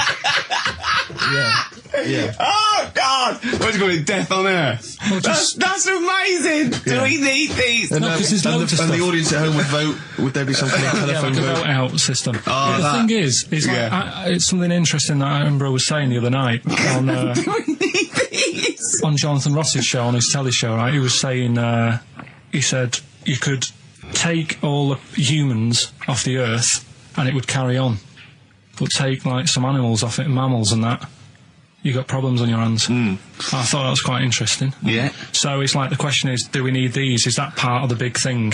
Right. Like jellyfish. Yeah. We've talked about jellyfish. Yeah. Yeah. So which mammals in particular were You talked about watching our that Zoe you Ball thought- show, haven't you? Hey?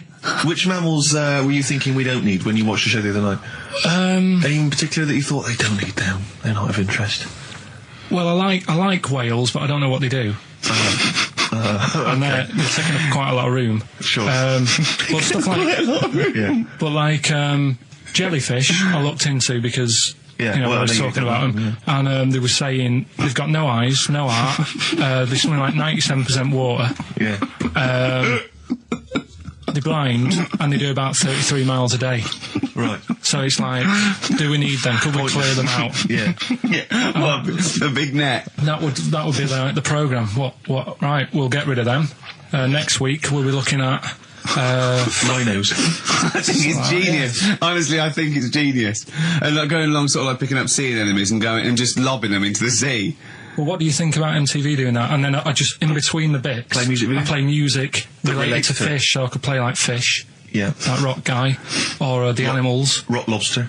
yeah, or what else could This I get could in run and there? run. What other songs have got animals in them? The Well, monkeys, could play the monkeys. Yeah, there's about 1 million, so let's not start this. No, but do you know what I mean? So do we need this? So MTV flies you around the world And to you- the most incredible exotic locations. You sort of climb up a tree or whatever next to, I don't know what lives up a tree, some kind of rare parrot. You say, look at Sloth. that, it's colourful, Sloth. it's Oh, interesting. you like sloths, don't you? No, they just live up trees, but I'd say, do we need them? Why? Well, what do they do? What do you mean? What do they do? What do you want from an animal? Carpentry. What Well, do you like, want? I don't like scorpions, right? Right. But then I found out they look after those monkey things. They're not monkeys, they're Whatever. lizards. Well, all right, yeah, then lizards. They look after the lizards. So there's a reason. But do you need the lizard? Would be your Well, next yeah, question. because the local people made shoes out of them. But not when the scorpion protected them, they didn't. All right, we don't need them then. So, and so ultimately, would anyone decide? I mean, do the animals kind of get a chance to mount a case for their survival? I mean, is there maybe someone that comes into their corner and sort of defends them? I'd have like a David Attenborough type character who says, well, they do this, and I'll go, yeah, but do we need that doing? Yeah. Yeah. Okay. So what does an animal need to do in order for you to feel that it sort of gets a chance of life? I mean, like a pet, like an animal, like a dog maybe, or a cat, I mean, they give a certain affection to its owner. Is that a valid reason to survive? Not particularly for you. Not really. No, okay. I've been saying that, though. Blind people use dogs, so they are useful. So dogs are useful. Saint Farmers Bernards, use they often dogs. save people, don't they, in snowy weather? Cats. I'd have to think about it. Okay. Keep the mice down. Yeah, but you've got rent a kill. So Okay. what I'm saying is something that will affect the world. Right. I think you'll find everything does. Except Karl. I'm not sure what effect he's having on the world. I'll tell you what, though, Steve. Right? Did you watch the mammals? I didn't see the mammals. They had bison on it. Right. The weirdest looking things you've ever seen. Yeah. They've really Again, you're on dangerous ground here, Carl. but they've really got it's like, decide what you want to look like. It's just a mismatch of stuff. It's got a really big airy head. Yeah. Unlike you. Sort of bald at the back. Right. Sort of It sounds like thinner. someone you went to school with. Was there two of them? Oh, brilliant. That's nearly it, Carl. Right, what's your last room 101? Oh, God. It was, holidays. Holidays. You want to put holidays in room 101? People who are sort of annoying on holiday. Oh, yeah. Do you know when you go away? Oh, yeah. It's sort of touched on this before. Is this going to be the Scouse guy? Yeah. Go on. Oh, it's so long, though. I mean, it was a holiday when we went to Tunisia. And the Scouser pissed you off. Surprise, surprise. Yeah. Yeah. But the annoying thing was, you know, when you go on it was a cheap holiday, and like the lesson here is, you know, if you want a good holiday, you gotta like spend some money. Yeah. And we didn't on this one. We spent about, I don't know, 400 quid for 2 of us for like a month or something ridiculous. And we got there, and, you know, you get to the hotel and you go, we have made a mistake. You know, it's a ropey hotel. You know, you can tell like the blinds and stuff as you walk in, they're all dirty and stuff. And you think, well, let's make the most of it. You know, let's not get down about it. It's a holiday. It's for a rest. And you try and make the most of it. And we had to meet. You know, like you have one of those things where you get to your destination and the rep says, right, you know, go and unpack your bags and that. Go and sort yourself out in the room. And tomorrow morning we'll meet up at 10 o'clock. And I'll go through, you know, the best sort of place to go for camel rides and, you know, the best deals I can get you. That sort of thing. Can anyone here walk like an Egyptian? So she says, right, tomorrow morning, meet 10 o'clock in the discotheque. So we get up and we have breakfast, and it wasn't a good breakfast. The kitchen was, like, bit horrible. The food wasn't good, and it was run by sort of midgets. What do you mean it was run? Not there's anything wrong with that. There was little fellas running around, and the annoying thing was one of them sort of started to fancy my girlfriend.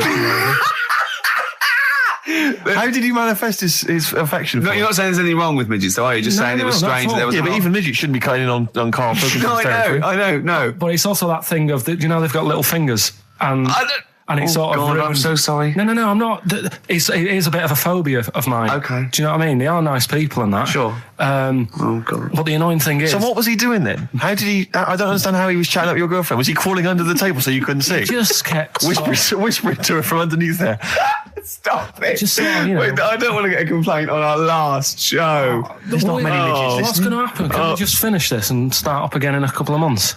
Oh, yeah. So if you want to know more about the midget theme restaurants, then we'll talk you in 3 months. Yeah. It's just... No, that's fair enough, actually. Oh, yeah, no, right, sorry Karl. about That's this. your producer's Listen, head on. we'll see you in about a really... it's been a pleasure, truly, and thank you for everyone that wrote I've got you letters. Have you really? Yeah, I've got you both a present, right? Oh. I got Ricky, do you know, like, we've done fables and Yeah. stuff? Right? Yeah. This is like Mr. Ben.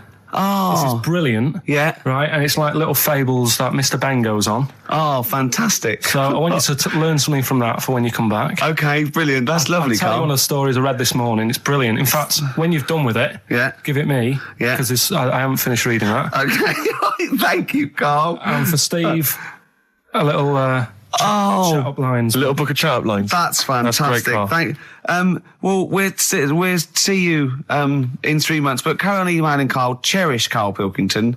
He sits in a little room by himself, so keep him in touch. And we'll see you in August. We're going to leave you with something that we all love. This is There Is a Light That Never Goes Out by the Smiths. Very apt, I think. Goodbye. See you later. You've been voting in all week, sending your emails.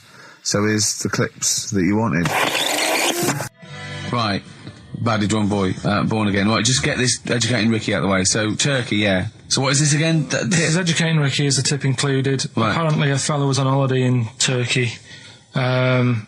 He's just having a normal holiday. Weather's good. You know, he's having a good time. Waiters are all normal height. Yeah. He's having his meal. He hears a load of screaming going on in the kitchen. No. Has his girlfriend wandered in there? And they do, with a stepladder. Yeah. they circumcise people in the kitchen, and apparently... What are you talking about? Whoa. Slow down. We were sidetracked there for a minute. What are you talking about? I'm excited about 2 things at once here. One, they circumcised people in the kitchen. 2, I guessed it was someone losing the end of their knob. He did, yeah. I started thinking like Karl Pilkington. Extraordinary. That is amazing. Apparently it was going on. It wasn't just a one-off either. Well, when I say a one-off, I mean they did it more than once. Yeah. Right. And there was it was there for a week, and apparently the first night it was quiet, and then the rest of the week, every day it'd be like having his breakfast, or even his lunch, or even his tea. Yeah. Right? He'd be doing it all day. Oh. You'd be hearing lunch screams. and breakfast, fair enough, really. Yeah, circumcision at tea time. Don't do that. And apparently it's a tradition over there. You can't even make a complaint about it. It's like, well, you should have found out before you come over See, it. I can't believe this is true. Sorry, I'm a little I bit can't lost. believe this is He was true. in a restaurant, in a hotel, and there were people having circumcisions in the kitchen. Is that right? I'm even worried that we're bordering on the racist here, suggesting that is tradition, that Turkish people cut the end of their cocks off in the kitchen. Yeah. At meal times. I think you're wrong, Carl. This just sounds ludicrous, Carl. No, I don't think it happens everywhere. Right. I think this Just in this hotel. certain places. Certain hotels. Certain hotels. What, is it like 2-star? Yeah. Why did he go to the Foreskin Inn? It was his own fault, wasn't it? So that's... Sorry, that's it, is it? Have they closed? Wait. That's the story. You educated me, right? Once a fella saw some Turkish people cutting the tip of their knob off in the kitchen. Thanks very much. Thanks very much, Carl. Got any more? Well, there's things you can learn from it. Either don't go to Turkey. No! Don't have calamari when you're over there.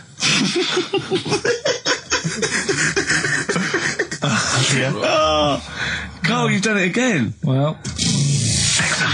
So we get onto conversations. He's asking me stuff about evolution. Tell me that. Why did the giraffe? What's that rubbish about the giraffe getting a long neck? I said, well, it didn't try and get a long neck. It was selected because, Anyway, I went into evolution for him, and he said, but why would evolution do that? I went, well, you think that evolution didn't do anything? There's not this consciousness. There's not this will that a giraffe has to stretch its neck to reach the leaves. One had a long enough neck to survive and pass it. He was going, yeah, but why did evolution? This isn't. But by the way, this isn't the most stupid thing. This is warming up. This is about 8:45. Sure. Right? He said, "Why didn't evolution make a giraffe good at carpentry so it could build a ladder?"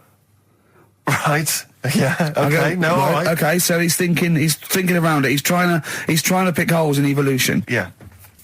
We get on to, I said, well, things are, I said, we can see the speed of evolution in lower life forms like bacteria, viruses, they evolved. That's why, soon we won't have an antibiotic that can kill some certain bacterial strains. And he said, and this is about, 11:30, and I said, I'm going to bed, right? He said, in the future, they reckon that you'll be able to wake up and eat a yogurt you can have a chat with. I don't know what that means. Let's put a song on, right? No, and we'll come back to it. So you're going to explain that? Yeah. You've got an explanation?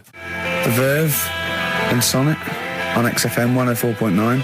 I'm Ricky Gervais, with me Steve Merchant and Karl Pilkington. So let's just get this right. What did Karl say? He's just specifically giving those words again. He said, they reckon, and I said, I'm going to bed. He went, no, really? I said, no, I'm going to bed, Karl. There's no point now, because, it's just like you're talking gobbledygook. You know what I mean? I might as well talk to a pot plant. Yeah. He said, in the future, they reckon, I don't know who they are. Sure. I don't know, people who post things on the internet that he reads, I think. The Telegraph.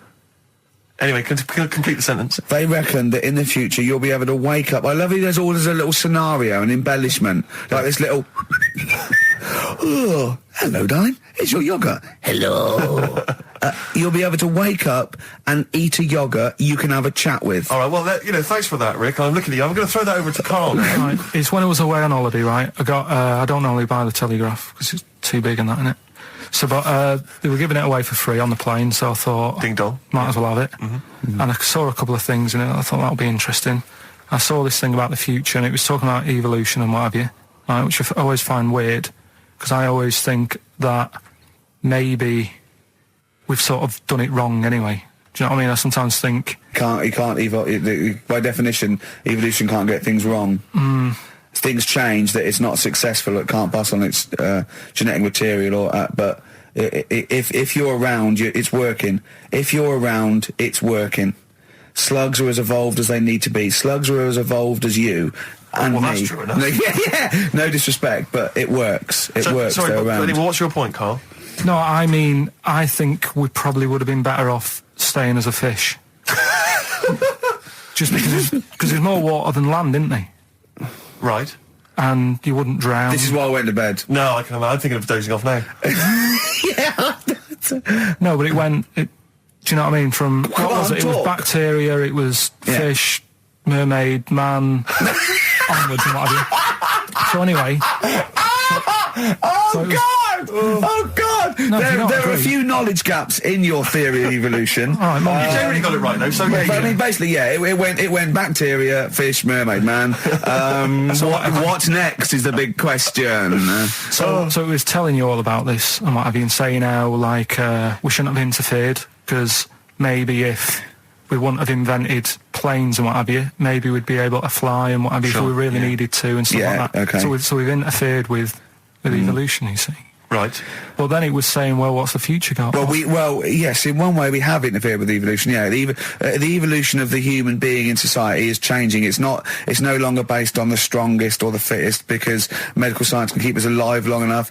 People can pass on their genetic material where without this civilization they wouldn't have been able to. So yeah, there are different parameters, there are different pressures, there are different things that say whether we're going to pass on our genetic material or not. Okay, so in that sense you're right. And that, Rick, as far as I'm aware, has led to a yoghurt that you can eat and have a conversation with. So this is what it was saying. It was just saying, you know, we're living in mad times and that. You know, there's a lot of weird stuff going on. One of which is... And the fellow was just saying, you know, with computers and stuff like that, the way it is, we'll be able to wake up... Go on. Have a chat with your yoghurt and have something to eat. What do you mean, have a chat with your yoghurt? Because of the amount of... I mean, you have them yoghurts already, those friendly yoghurts. Those bacteria-friendly ones, so this is just a really friendly one. Yeah, they don't... Oh, God! I'm my best! Do you know what, sometimes, Carl, I think that we're having a chat with a yoghurt. Do you know what I mean? There can't be any difference. Yeah, but then I'm always reminded that would be more entertaining. That would be more informative. Is this something that happened to a friend of yours, or is this... No, I read about it. You read about it, okay. There's this little lad, right? Okay. First of all, it's years ago, right? When they didn't have decent doctors in like every town and that. Yeah. And this little kid is dead ill, right? Yeah. And the local doctor. Well, there's a phone call involved, so I don't really get the impression that it's like medieval times. Yeah. Yeah. But I didn't say that. I just said it's years ago. So this kid's ill, right? Yeah. And he's lying in the bed and. He's all going funny colour and that. Yeah. And his mum says, I'm going to get the local doctor around. The local doctor comes round and he says, I don't know what's up with him. He said, leave it with me. Leave it with me? He said, the doctor said that? I'll have he said, I'll phone up a top doctor. Okay. Who was in America or something like that. And so he goes to the phone in his office and he calls America, and because it's years ago the phone line isn't that good, it's all crackly and that, right? Yeah. So he's talking to the doctor and he's saying, I've got this kid, he's a funny colour and you know, he's really weak and that. I don't know what's he's not giving him much to go on. Right? Sure. So the American doctor, right? Yeah. He goes, yeah, what you want to do? And it's all breaking up, right? Yeah. He goes, what you got to do, you got to it's all breaking up. You've got to give him some parrot's blood, right? Some parrot's blood? Well, that's what he thought he said, but the line was really bad. Yeah. He meant parent's blood, but he heard that he said parrot's blood. He said, right, I'll do that. Leave it with me. I can see where this is going. He goes to a pet shop. Yeah. He says, give us like half a dozen parrots. Sure. Takes them round to the kid's house. Takes the blood from the parrots, puts it into the kid. Kid's fine. The kid's fine. I've never it worked. Such a load of shite in my life. I've never heard such twaddle, such just made up, enhanced, exaggerated bollock in my life. A load of old rubbish, Carl. I mean, when he told me this, he said, the doctor said, what do I do? And the doctor on the other end said, give him some blood. And the doctor went, where do I get blood from?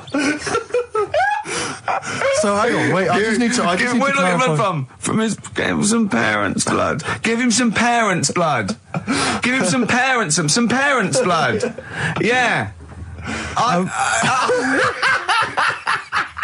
But hang on, I just need to know where you read this. Carl. Where was this? Where did I stitched you up. You know what he said? He said, so do you believe it? I went, tell it to Steve. He went, do you believe it? I went, tell it to Steve.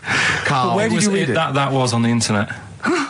What? About where is illnesses. it on the internet? All right, XFM 104.9, Ricky Gervais, Steve Merchant, Karl Pilkington, not here. It's the best of. You've been voting in all week, sending your emails. So here's the clips that you wanted. And just remembered recently, actually, I was on a train coming back from hometown Bristol, and I was on the train, and this girl walks on, good-looking girl. I thought, hey up, largely empty carriage. I'm thinking, my luck's in, you know, because I take every opportunity, Carl. That's the thing about me, you know. I don't choose. She was a good-looking girl. She sat down. I thought she sat down right near me. I thought, brilliant. As this guy comes up behind her, and says, I think it's probably a boyfriend or something. Sits down next to her. And I listened in on the conversation, you know, obviously, because I'm pretending to read. It was very clever. I read the same page for hours. So I was pretending to listen. I was listening, but pretending to read. And I realised that it's not her boyfriend or anything. It's just some guy she's met on the platform. And I'm thinking, brilliant. If she's the kind of girl who's just going to start talking to someone, you know, on a platform, on a train, brilliant. I'm going to be in here. Because he was only going one stop. So I'm thinking, what's the worst that can happen? He'll nick off. You know, I'll get chatting to her. You know, and who knows? I could join the... is there a train equivalent? Foot High Club. The Foot High Club, brilliant. And so I'm excited, you know, I'm listening in. And it turns out that they're both kind of graduates who've just finished university, or they're coming to their finals or something. And they're chatting away, you know, and he's making a couple of witticisms, you know, and she's kind of tittering at his jokes. I'm thinking, well, I'll tell you this, if she's laughing at this kind of material, I am going to blow her away, you know, with my kind of anecdotes and wry observations, you know. Yeah. It was weak stuff, I got to be honest. Really? He was coming out with nothing. He was running on empty, as far as I'm concerned. Yeah. And she was loving it. So I'm thinking, brilliant, I'm going to be right in here. And then they get moving on to higher brow things, you know, and I think she was going to study kind of Marxism or something like that, or communism, something. And she was asking him, you know, by way of conversation, she was asking him what he knew about Marxism, you know. And he was fumbling for his vague knowledge of it that he had in his life. And I'm just sat there thinking, yeah, come on, love, in any given capitalist environment, the proletariat will revolt against their oppression by the bourgeoisie, and after a brief period of socialist rule, emerges a classist society governed by community cooperation. Well, if that sort of talk wouldn't get a woman hot, I don't know what you'd use. If then Marx and Engels is not going to get a woman sweaty down below, then nothing is. Then my name is You're not just Steve biding your time. Exactly. I'm just going to go in for the kill any minute. Yeah. So anyway, it comes to his stop. Right, he gets off. I'm thinking this is a piece of cake, and he gets off, and off he goes. He walks off, and I'm thinking brilliant. And I thought, I'll wait. You know, I'll wait till the train's pulled away. I'm not going to leap in straight away. No. And he comes back along the carriage, and I'm thinking, hang on a minute. He goes, listen, do you mind if I give you my email address? Oh. Right, and if you want to get in touch, email me. I'm thinking, come on, you loser, get off now. Save your face, please, before it's too embarrassing. She accepts the email address because she obviously doesn't want to hurt his feelings, whatever. I'm thinking, fair enough. She's a good woman. I'm liking her. I'm loving her. I'm thinking that's my kind of girl. So anyway, he gets off. I'm sat there, the train pulls away. I'm thinking, yeah, I'll wait a few minutes, you know, I'll just, you know, give it some time. Her phone rings. It's her friend on the phone. And she starts saying, and I was listening in, and she was going, yeah, just met a guy on the train. I'm thinking, yeah, that's true enough. She goes, yeah, he was a good-looking guy. I thought, you're having a laugh, love. To be honest. Because I was looking at him, and she said to her friend, he looks a bit like tennis player Boris Becker. I thought, you should be so lucky, frankly, because I saw him. He had awful facial hair, if that's what makes him look like Boris Becker. Terrible little goatee beard. It was laughable.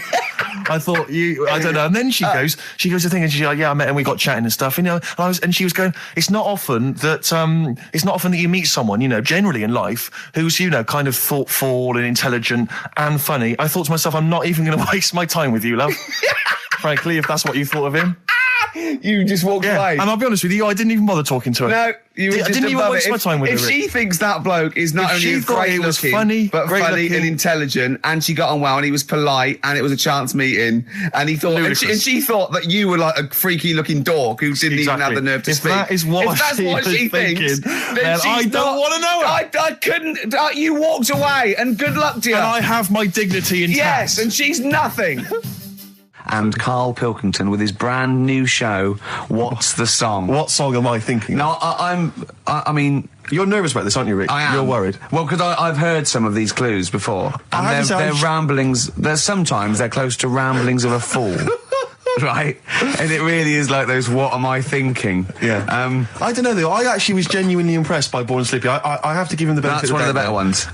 Because that was short, sweet, and it worked. Some of these that you say they're not going to be quite as pissy. Some of them are like Emily Bronte novels. Now listen, we're just going to go for it then. You do it, and we'll just get people to call up, because I want to see the general public's confusion of trying to work out. Why don't you give us your next clue, and then we'll play a track, and then we'll hopefully have people on the line after the track to try and answer it, and you can recap briefly. So give us your clue now for what song am I thinking of? Right, this one. It's about a woman.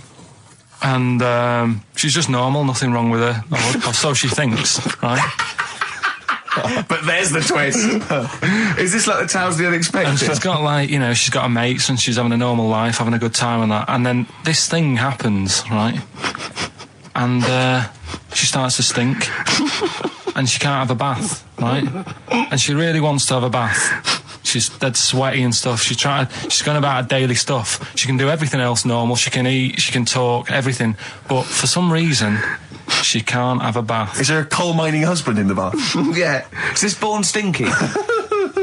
She can't have a bath. So a woman can't have a bath. Yeah. Is that the rest of her Or a life? shower. She can't. Okay, leave it there, Rick. Don't try and guess. It's not for us to guess. The general public can phone up and ask questions, so I just I'm go not sure for they it. can they? I think so. Otherwise, we don't want just people just phoning Well, up and I'll tell getting you it. what about this? Why don't they can ask one question? Yeah. They can ask one question of Karl, then they have to make a guess.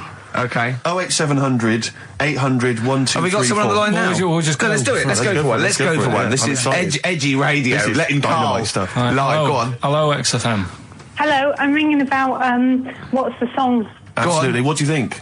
Well, I'm going for Dirty Diana. Dirty Diana. See, that works. That's a great guess. It does.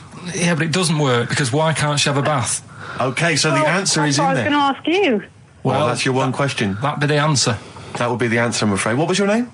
Shelley. Shelley, thanks very much. Shelley, I'm I afraid the answer- should tell you that, you know, that you should never take this personally because no one can really get into the mind of Karl. So don't, you know, beat yourself up about this. I don't expect anyone to get these clues. No. So well done. That good is guess. a fine guess. A strong Thank you. guess. Thank you. Okay. Anyone else there? Let's hello, XFM. Who's that on the line? It's Chris. Hello, Chris. A question for Karl? Before you give us I your don't guess? have, I haven't thought of a really good question or anything yet. You just want to go for the guess? No, what I thought was, I'm sure Simon Mayo used to do this when he did the breakfast show on Radio 1 years ago. No, he didn't. So you've just pinched this idea, Karl? If you're going to rip someone off, Karl, do not rip off Simon Mayo. I haven't ripped this off. I thought this was a new idea. I was going to do it with sound effects instead, but that's Yeah, that's he used to do that, and he used to get his team to play other characters. In the You story. idiot. Well, no, hang on. Here, Not you, Chris. I'm saying you idiot to Karl. Yeah, but nothing's new anyway, is it? So I'm not getting annoyed about it. Very true. What do you think the answer is? Is it Cornflake Girl by Tori Amos? Good answer. She couldn't have a bath because she'd go all She goes floppy sloppy and and that. then go down the plug hole. Good answer. She's all soggy. Yeah. so It's not, you- is it Cornflake Girl? No, it's not, but That's a great answer. It could have been. All right. Okay. You're already seeing the error of this, aren't you? I think this is great radio. I'm know. really hooked on this. I'm But genuinely excited This now. is really like that, those so-called lateral thinkers. A man got into a field and dies. Why? Yeah. He ran out of air. No, Yeah. not the one I'm He thinking was of. shot. No. Yeah, That was a good Well, answer, but couldn't like Simon Mayo sue you or something for doing it? Will you stop? Don't mention that. Yeah. Listen, I think if you're going to steal ideas from someone, it should be a brain box like Mayo. I mean, he's the man who's The doing only it. example of one I can ever remember hearing in his show, because I was quite young then, was some people were pretending to like tap someone's phone or something, and then they got caught, and the answer was just bugging by whistle, because they were... Genius. That was absolute genius. That's Yeah. absolute genius. See, Chris, we're Karl, I don't know if that's the sort of Karl's ever standard been you've got to come up that. against. Yeah. Thanks very much, Chris. the phone lines are hot. hello, XFM. Hi, is it Candy Perfume Girl? Is it what? Candy Perfume Girl. Candy Perfume Girl? Yeah, Candy Perfume Girl. Is it? Well, who's that by? Madonna. No, it's That sounds like an obscure album track. No, it's Wow. just one of her songs. just Is think it- about it. She stinks and everything. She's a normal life. I didn't say she was a sweet or anything. But for some reason she can't have a bath or Is a this shower. a big song? Just to give him a clue. Is It's a bigger song than Candy Sweet Girl. Thank you was a very much single. indeed for your guess. It clearly is Thank right. you. It was- Cheers, it was a- sorry. it w- you know, we Okay, play- we- one more, then we go to a record. Come All on. right, Okay. Go on. Hello, XFM. Carl, Yeah. is it High and Dry by Radiohead? High and dry. High and dry. Now that's great. She smells, which is another word for high. She's dry because she doesn't have a shower. Karl, if it isn't that, yours will never be as good as that. He's the winner. Whatever you're thinking of, that clue is brilliant. What's your name, mate? It's Richie. Richard. I mean, you can't beat that. That's a bit too lateral. Don't be stupid. It's perfect. He's made yours into a clever clue. He's made high, she smells, dry, she never gets in the bath or shower. It's not that, is it, Karl? No, it's You not. don't even get that, do you? Not Have really. you ever heard of the word high being used to mean sort of smelly? No. Oh, what? That was where you went wrong there, mate.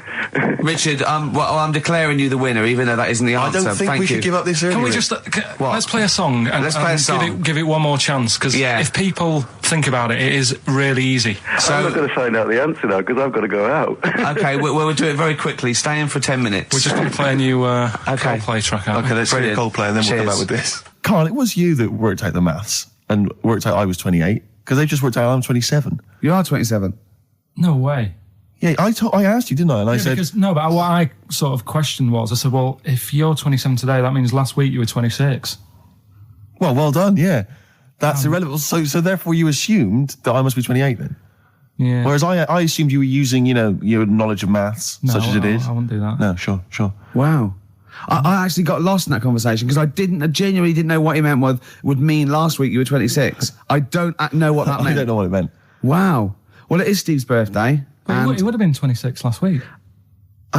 Sometimes you genuinely frighten me because it's those staring eyes. There's nothing behind him. It's this little bald head. Looks like Davros looking at me. Genuine fear on his face when he enters into a conversation with another human being. What bit don't you understand? If he's 27 today, he would have been 26 last week, and he doesn't look 26. He didn't look 26 last week. He looks older than 28 today. You've started on his birthday. You're still having a go at him. Carl, I don't look like the kind of hot stud that I actually am, but face facts, that's the truth, mate. Yeah, live with it. Get with the programme, jeez. Well, let's have a little bit of cake. Okay, that's appropriate. See what it is. But you mean the band, don't you? Yeah. Not the cake. You haven't actually bought a cake, have you? Got anything at all?